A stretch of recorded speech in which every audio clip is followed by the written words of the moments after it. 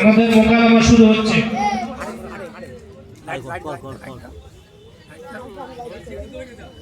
কই রে খোকা, স্কুলের জন্য রেডি হলি? বড় দেরি হয়ে গেল। হ্যাঁ বাবা, আমি রেডি, চলো। আচ্ছা ঠিক আছে, চল। ঠিক আছে বাবা।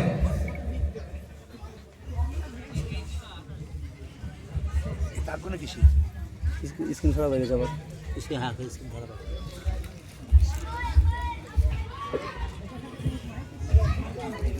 কাজ করতে করতে জীবনটা একেবারে শেষ হয়ে গেল। কবে যে কাজ থেকে মুক্তি পাবো? হে আল্লাহ, তুমি অসহায় গরিব লোক একটু রহম টহম করো, ছেলেটাকে যেন একটু মানুষের মতো মানুষ করতে পারি। এই রোহন পানা লাগছে না? ও রোহন ভাই, দাঁড়াও। গায়ে নোংরা লাগিয়ে দিল। আরে ভাই, চিনতে পারছো না? আমি তোমার। আরে তুই তো রাসেল। হ্যাঁ, তা তুমি কোথা থেকে আসছো? তোমার মুখটু কেমন শুকনো শুকনো লাগছে। তা খবরটা বলো, তোমার ছেলে এখন কি করছে? আমার ছেলে ও তেমন বিশাল ব্যাপার। এই যে এক্ষুনি গিয়ে 1 লাখ টাকা দিয়ে একটা বড় স্কুলে ভর্তি করে দিলাম। ও, আর সেখানে সবাই পড়াতেও পারে না। সে তো হবে। আর তোর মতো ভিতরে কোনো প্রশ্নই ওঠে না। তা তোর ছেলে এখন কি খবর? আর বলো না ভাই, তুমি তো সবই জানো, আমি গরিব খেটে খাওয়া মানুষ। আমরা কি আর এই বড় বড় স্কুলে ভর্তি করতে পারবো? জানি তো পারবি না, তা তারপরে বল। ওই মার খুব ইচ্ছা, জোর মহলানা করবে, তাই যে রাউতের মাদ্রাসা আছে না, ওই মাদ্রাসায় ভর্তি করিস। মাদ্রাসা? শেষ পর্যন্ত তোর ছেলেকে মাসে ভর্তি করলি ওই ফকিরের বিদ্যার জন্য? ওই যেখানে কিনা বাচ্চাদের ভিক্ষা করা শেখায়। শোন, আধুনিক বেশে কোনো পিতা তার ছেলেকে মাদ্রাসায় ভর্তি করাতে চায়। আর তোর ভালোর জন্যই বলছি, সমাজে যদি সম্মান পেতে যাস, আজই মাদ্রাসা থেকে ছাড়িয়ে নে আর নতুন স্কুলে ভর্তি কর। শোনো ভাই, মাদ্রাসা শিক্ষা ফকিরি শিক্ষা না, ওটা আল্লাহর শিক্ষা, ওটা ইসলামের শিক্ষা। যে শিক্ষা শিখলি মানুষের সমাজকে পরিবর্তন করতে পারে, এই সমাজে যত ভুল আছে ভুলগুলো দূর করতে পারে। আর তুমি কিনা বলছো মাদ্রাসা শিক্ষা ফকিরি শিক্ষা? দেখছি তো মানুষ মাদ্রাসায় পড়ে সমাজে কত উন্নতি করছে। আসলে তুই বলে থার্ড ক্লাস লোক, তোর মতো ভিখারে জ্ঞান দেওয়া অন্যায় হয়েছে। আচ্ছা আচ্ছা ভাই, তুমি কিন্তু ভুল বলছো। আচ্ছা ঠিক আছে ঠিক আছে, আমি গেলাম। যত সব ভিখারির দল। হে আল্লাহ, গরিব বলে আজকে আমাকে ফকিরও বলে নেলে। যাই, বেগুনি পানি দিতে হবে। বলি খাটি খাটি দেয়া, বেলা তো অনেক হইল, বেগুন পানি দিয়ে দিতে হবে। এত দেরি করছো কেন? তুমিও কি দাম টাম দুবা না নাকি বলো তুমি? মানুষরাই দাম দিচ্ছে না, তুমিও তো দাম দুবা। যাই, বেগুন ওষুধ দিয়ে আসে।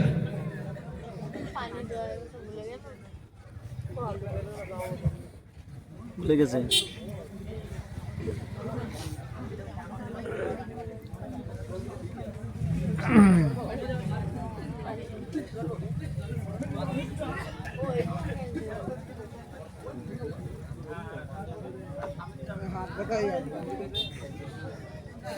এটা একটা ব্যায়াম, ব্যায়াম কর।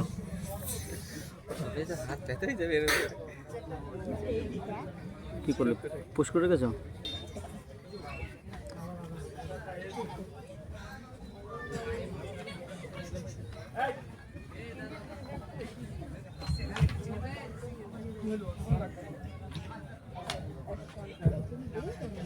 Good morning everyone. Good morning sir.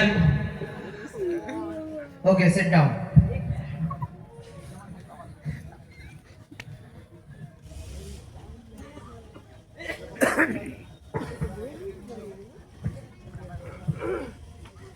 তো আগে দিন তোমাদের কি বিষয় নিয়ে পড়িয়েছিলাম জানো?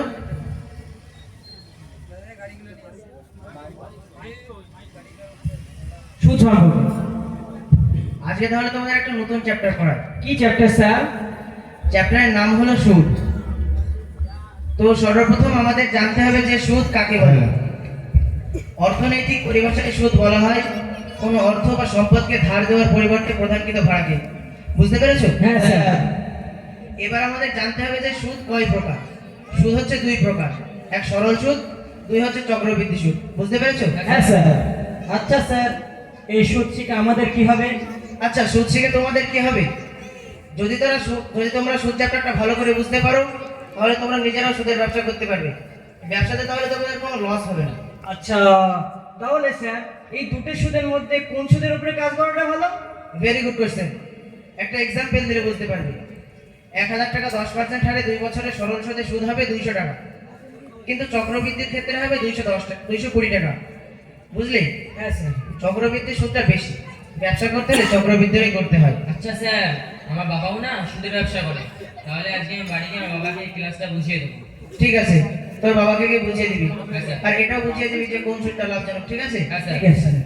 আজকে তাহলে এই পর্যন্তই থাক, বাকিটা পরের দিন করিয়ে দেবো। চল চল আমরাও যাই। সালাম দিয়েছিল এক্ষুনি রাসেল এসছে।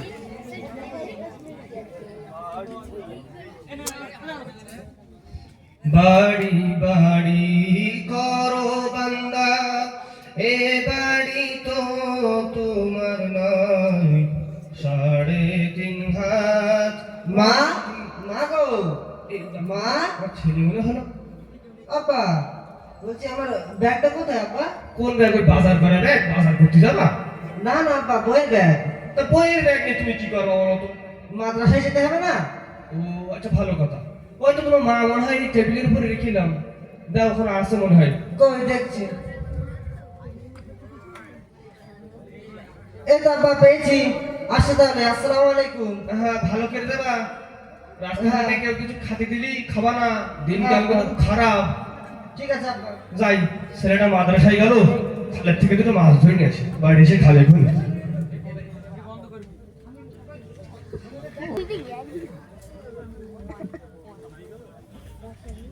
ধাবক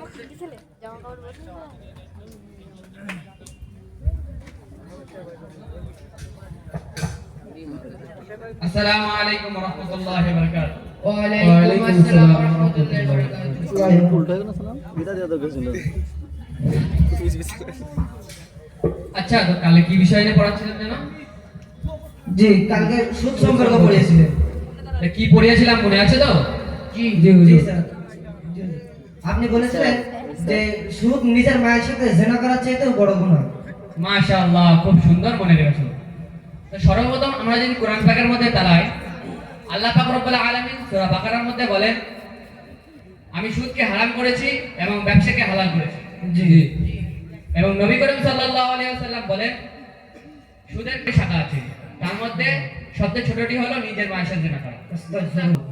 আচ্ছা, তোমরা বলো তো, পৃথিবীর বুকে কোনো সন্তান আছে যে মায়ের সাথে জেনা করবে? আস্তাগফিরুল্লাহ। তাহলে বর্তমান সমাজে আমরা অহরহ সুদ নামক বস্তুটির মাধ্যমে নিজের মায়ের সাথে জেনা করছি। সেটা কিভাবে হুজুর? যেমন কি এলআইসি, জমি বন্ধক, এমনকি ব্যাংকে টাকা রাখার পরে যে টাকাটা বেশি হয় সেটাও আসলে সুদ। আর বর্তমান সমাজে যে পারিবারিক কিস্তির প্রচলন আছে সেটাও আসলে সুদ। বুঝতে পেরেছো? জি, আমরা বুঝতে পেরেছি। তাহলে তো হুজুর আমাদের পাড়া প্রতিবেশী আত্মীয় স্বজন অনেকে এই গুনার মধ্যে লিপ্ত আছে, হ্যাঁ, আর এটা এত বড় গুনাহ যে তাদের জাহান্নামে নিয়ে যাওয়ার জন্য যথেষ্ট। ঠিক ঠিক। তো আমরা চাই যে একটি সুদ মুক্ত পরিবেশকে গড়ে তুলতে। মাশাআল্লাহ, এটা আমাদেরকেই করতে হবে, কেননা পৃথিবীর আর কোনো জায়গা নেই যেখানে সুদের খারাপ বিষয় নিয়ে পড়ানো হয়।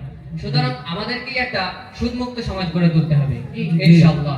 ইনশাআল্লাহ। আজকে এই পর্যন্তই, বাকিটুকু আগামীকাল পড়িয়ে দেবো ইনশাআল্লাহ। ইনশাআল্লাহ। আসসালামু আলাইকুম। ওয়ালাইকুম আসসালাম।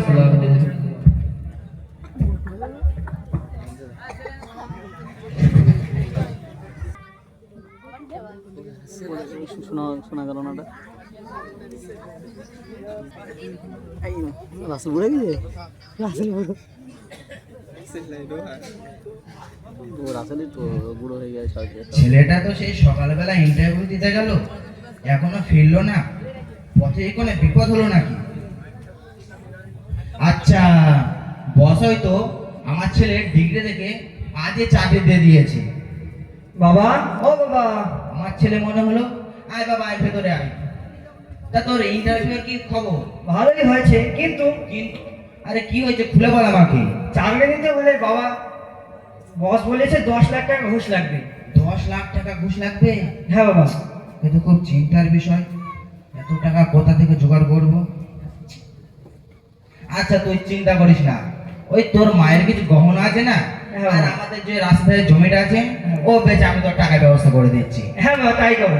আরে হ্যাঁ, তাছাড়া ছোটবেলা থেকে এত কষ্ট করি চাকরির জন্য, আর সামান্য 10 লাখ টাকার জন্য তো চাকরি হবে না। হ্যাঁ বাবা। এরকম জমি আর গহনা হাজারো আর কি তোর চাকরি করে। হ্যাঁ বাবা। আচ্ছা ঠিক আছে, তুই কি হাত মুখ ধুয়ে খেয়ে দিয়ে নে, আমি তোর জন্য টাকার ব্যবস্থা করছি। ঠিক আছে বাবা। ও ছেলে এবার আমার চাকরি করবে, যাই ছেলের জন্য টাকাগুলো ব্যবস্থা করি গে।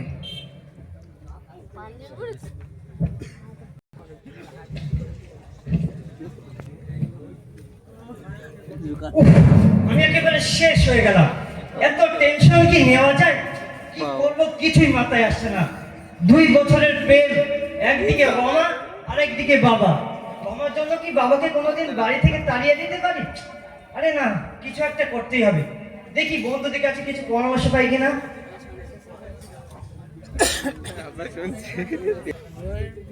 ওই বন্ধু দেখো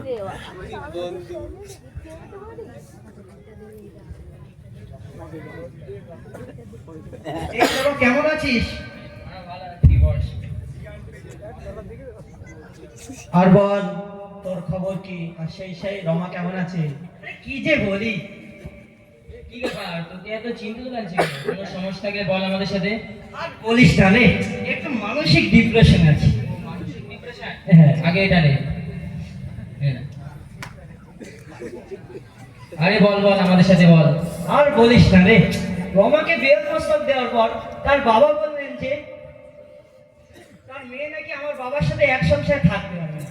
এবার তোরাই বল, বাবার দেওয়া এত অনুদান ভুলে গিয়ে বাবাকে কিভাবে বলি বাড়ি থেকে বার হয়ে যেতেন? তোরা একটা পরামর্শ দে তো। ও এই ব্যাপার।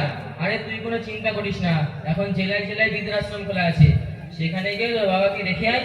বলবি বাবা আমাদের বাড়িটা তো অনেক পুরাতন হলো, ঠিক ঠিক। তা তোমাকে এক জায়গায় রেখে আসবো, আবার বাড়ি হয়ে গেলে আবার তোমাকে এখানে নিয়ে আসবো। ততদিন দেখবে তোর বাবা পটল তুলেছে। তাই বলে বৃদ্ধাশ্রমে? আরে তুই চিন্তা নিস না, ওখানে খাবে দাবে বিন্দাস থাকবে। ঠিকই বলেছিস, তাছাড়া তো আর কোনো রাস্তাও নেই। হ্যাঁ যা তাই কর। হ্যাঁ সেটাই করি। তাহলে পরে দেখা হচ্ছে। হ্যাঁ? যা যা।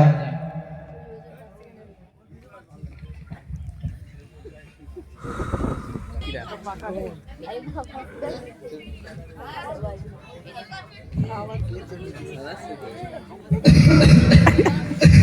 আসতে যা আবারে শরীরটা বড় খারাপ, বুকে ব্যথা, আর মনে হয় বেশি দিন বাঁচবো না।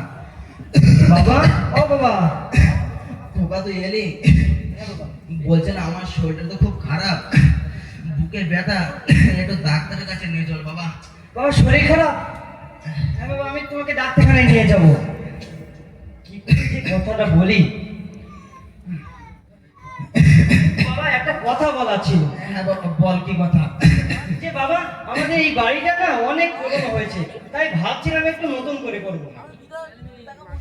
একদম ঠিক বলেছি বাবা, আমি এতদিন ধরে ঠিক এই পরিকল্পনাই করছিলাম।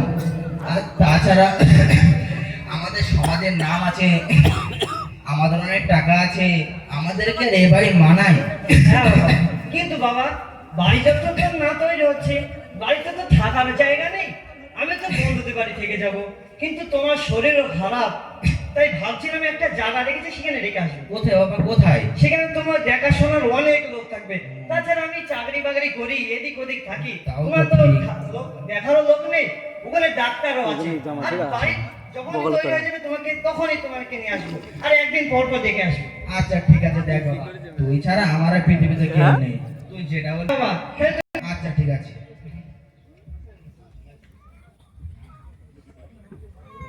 কি করতে এসছে আর আসে পাগলা যা ছেলে আজকে আমার ইলিশ মাছ এনে এলো। আব্বা, আব্বা, হ্যাঁ আব্বা, তা বল, তোর এত খুশি খুশি লাগছে কেন? আব্বা, কাজের তো অনেক চাপ। আর সে তো হবেই। আমি অনেক দিন ধরে সাকিব এখন বিড়ি খাচ্ছে। ঘুরতে যাব, কিন্তু কাজের চাপের জন্য সময় হয়ে উঠছে না। ও, তা আমি না 3 দিনের ছুটি পেয়েছি, তা ভাবছি তোমাকে নিয়ে এই 3 দিনের জন্য একটু ঘুরতে যাবো। তা আমায় না কেন ঘুরতে যাবো বলো তুমি? তোমার এখন অল্প বয়স, তুমি এখন তোমার বন্ধুদের সাথে ঘুরবা কিনা? আমি না বুড়ো ছাড়া মানুষ, আমার সাথে কি তোমার মামাই বলো তুমি? ছি ছি আপা, ও কি বলছো? তুমি তো আমার সব। আচ্ছা তুমি তো তখন বলছো, তাহলে চলো ঘুরে আসি। তা কোথায় যাবা ঘুরতে? আপা কলকাতায় ঘুরতে যাবো। কলকাতা? হ্যাঁ আপা, তা কলকাতায় কোথায় কোথায় ঘুরতে যাবা? ওই চিড়িয়াখানায় যাব, আবার মিউজিয়ামে যাব। চিড়িয়াখানা? সে আবার কি? সেখানে কি থাকে? সেখানে বনের অনেক পশু পাখি থাকে, বাঘ, সিংহ, হরিণ। ও, সেই জ্যান্ত বাঘ? হ্যাঁ। তা আগে আমি যাবো না। কেন? ও যদি আমার থেকে নেয়? তা তোমার খাবে কেন ওরা? ওদের সব খাঁচার মধ্যে বন্দি করা থাকে। তাহলে ভালো। ওই খাসা যদি খাসা ভেঙে যদি চলে আসে আবার? তোমার না শুধু উল্টো পাল্টা কথা। খাঁচা ভাঙতে পারে, লোহার খাঁচা। আচ্ছা ঠিক আছে, যাই হোক। আর একটা মিউজিয়াম না কি খেউজাম বললে? মিউজিয়াম আব্বা, মিউজিয়াম। ও আমার ভুলে থাকা মানুষ তো, সেই জন্যই ভুল হয়ে যায়। ওই মিউজিয়াম, যাই হোক। মিউজিয়াম আবার কি থাকে? ওখানে আগেকার অনেক জিনিসপত্র থাকে আপনার। ও, তো ঠিক আছে, চলো ঘুরতে। তা কবে যাবা ঘুরতে? চলো তুমি জিনিসপত্র সব গুছিয়ে নাও, কালকে আমরা বার হবো। আচ্ছা ঠিক আছে, তাহলে চলো ঘুরতে যাই। জ্যান্ত বাঘ দিকে আসে আগে। হ্যাঁ চলো। আজানের যে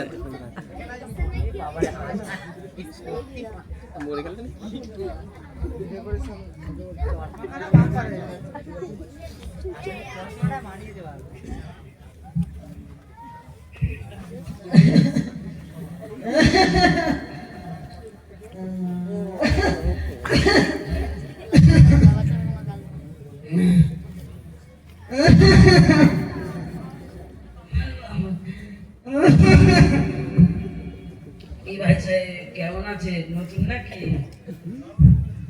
আমি তো ভালো আছি, কিন্তু আপনি কে? আমার নাম হাসান। ও আচ্ছা, আমার নাম রোহান। আসলে আমি এখানে বেশি দিন থাকতে আসি। আমার বাড়ির অবস্থা খুব খারাপ তো, আমার ছেলে মেরামত করছে, ওই জন্য আমি এখানে রেখে গেছি। আবার বাড়ি ঠিক করা হয়ে গেলে আমাকে এখান থেকে নিয়ে যাবে। আচ্ছা, তো কি করে আপনার ছেলে? আমার ছেলে ও তো বিশাল বড় অফিসার, মাসে 1 লাখ টাকা মাইনে। এই দেখেছেন, আপনার সাথে কথা বলতে বলতে আমার ছেলের কাছে ফোন করা হলো না। দাঁড়ান, একটা ফোন করি। আচ্ছা, হ্যালো হ্যালো। হ্যাঁ বাবা, তুই এখন কোথায় আছিস? হ্যাঁ বাবা, আমি গাড়ি চালাচ্ছি, একটু পরে ফোন করছি। হ্যাঁ, ফোনটা কেটে দিল। তা কি বললো আপনার ছেলে? ও বললো পরে ফোন করছি বলে রেখে দিল। আরে শোনেন শোনেন, এই জীবনে সবই দেখে নিলাম। এই জায়গাটা ততটা খারাপ নয়, এখানেও মান সম্মানও পেয়ে যাবেন, আর দুবেলা দুটো খাবারও পেয়ে যাবেন, আর কিছু বন্ধু পেয়ে যাবেন। বলুন আর কি চাই? এ আপনি কি বলছেন? আমার ছেলে এরকম নয়। আমার ছেলে আমায় খুব ভালোবাসে। আমি শুধু ভাবছি যে আমি আমার ছেলেকে ছাড়া এখানে এতটা দিন থাকবো কিভাবে। ভালোবাসা। আরে শোনেন শোনেন, এই জায়গাটা অতটা খারাপ নয়। যত তাড়াতাড়ি পারে এই জায়গাটাকে আপন করে নিন। দেখুন, আপনি কিন্তু খুব বাজে কথা বলছেন। আসলে বুঝতে পেরেছি আপনার আমার উপরে হিংসা হচ্ছে। কেন জানেন? আমার ছেলে তো বিশাল বড় অফিসার, মাসে 1 লাখ টাকা মাইনে। আর আমার ছেলে তো আমাকে নিতে আসবে বলেছে, কিন্তু আপনার তো দেখাশোনা করার খোঁজ খবর এখন লোকই নেই। এই জন্য আপনার হিংসায় আমার উপর জ্বলে যাচ্ছে। দাঁড়ান, আমি এখন আমার ছেলেকে ফোন করে নিতে আসতে বলছি। বাড়ি যাবে, বাড়ির জন্য ফোন। হ্যালো বাবা, তুই এখন কোথায়? তুই ভুলে গেছিস আমাকে। আজ পুরো 2 মাস হয়ে গেল, একবারও দেখতে এলি না। তুই আজকে এখনই আমাকে এখান থেকে নিয়ে চ। আমি এখানে আর এক মুহূর্ত থাকতে চাই না। বাবা, তোমার কি আমাকে ফোন করা ছাড়া আর কিছু নেই? রাখো ফোন। ছেলেটা আমার একমাত্র আশা ছিল, ফোনটা কেটে দিল। আরে ফোন তুলবে না, তুলবে না। শুনুন, আমার কথাটা খারাপ লাগলেও বাড়ি যাওয়ার আশাটা ছেড়ে দিন, কেননা এটাই আমাদের ভাগ্য। ভাগ্য? দেখুন, ভাগ্য আপনার খারাপ হতে পারে, কিন্তু আমার নয়। রোহন ভাই, আমিও চাই আপনার ছেলে এখান থেকে আপনাকে নিয়ে যাক। আর আমার জানা মতে যে একবার এই বৃদ্ধাশ্রমে এসেছে, সে আর জীবিত বাড়ি ফিরে যেতে পারেনি। বরঞ্চ চলুন একটু বাইরে থেকে ঘুরে আসি, বাইরেটাও দেখা হবে আর মনটাও ভালো লাগবে। চলুন।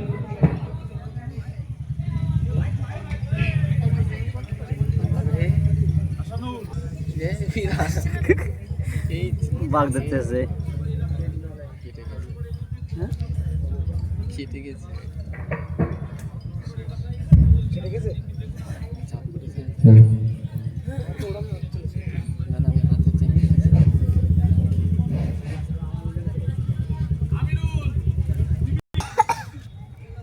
রোহন মনে হচ্ছে না। ও রোহন ভাই, কি খবর? আরে রাসেল, তুই তুই এখানে কোথায় যাচ্ছিস? আর বলো না ভাই, এই আমার ছেলের খুব ইচ্ছা আমার এটি কলকাতায় ঘুরতে যাবে, জ্যান্ত বাঘ দেখতে, তাই যাচ্ছি। তাই জন্য আমার পরে দেখা হবে, আমি যাই। চল বাবা চল, জ্যান্ত বাঘ দেখে আসি, না তো পারবানি। হাসান ভাই, হাসান ভাই, হাসান ভাই, একটু শোনেন, তাড়াতাড়ি এদিকে আসুন। হাসান ভাই, আমার শরীরটা খুব খারাপ লাগছে। হাসান ভাই, আমার ছেলের কাছে একটু ফোন করেন। আচ্ছা হাসান ভাই, আমি ছাড়বেন, আমি দেখছি। ফোন তো তুলছে না। দেখুন আরেকবার ফোন করুন। আচ্ছা আমি আরেকবার দেখছি। ভাই ফোন তো তুললো না। সে কি ফোন তুললো না? বলেন আমার সাথে, বলেন কি হয়েছে, কাঁদছেন কেন আপনি? আরে কি বলো ভাই, দুর্ভাগ্য। কেন, কি হয়েছে বলেন আমার সাথে, বলেন।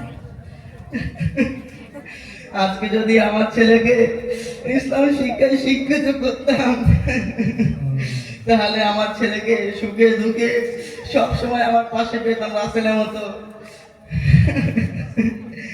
রাসেল, তুই ঠিক কথাই বলেছিলি রাসেল, ইসলামের শিক্ষা শ্রেষ্ঠ শিক্ষা। আমি অহংকারে বসে তোকে কত কিছু বলে ফেলছি রাসেল, ক্ষমা করে দিতে যাচ্ছে, ক্ষমা করে দে। রহমান ভাই, বলেন আমরা ফিরে যাই। কোথায় যাবো ভাই? যাওয়ার তো কোনো জায়গা নেই। কেন, আমাদের আছে তো। কোথায় ভাই? আমাদের কর্মফল যেখানে নিয়েছে, কোথায় সেই জায়গা? বৃদ্ধাশ্রমে। চলেন, আমরা ফিরে যাই। হাসান ভাই শোনেন, আজকে আমার এই অবস্থা, আমি শেষবারের মতো একটা কথা বলতে চাই। বলেন। আজকে আপনারা আপনাদের ছেলেদেরকে দুনিয়াবি শিক্ষার পাশাপাশি অন্তত ইসলামের শিক্ষাটাও দেবে, নয়তো আজকে আমার মতো অবস্থা হয়ে যাবে আপনাদের। চলেন ভাই, চল। চল।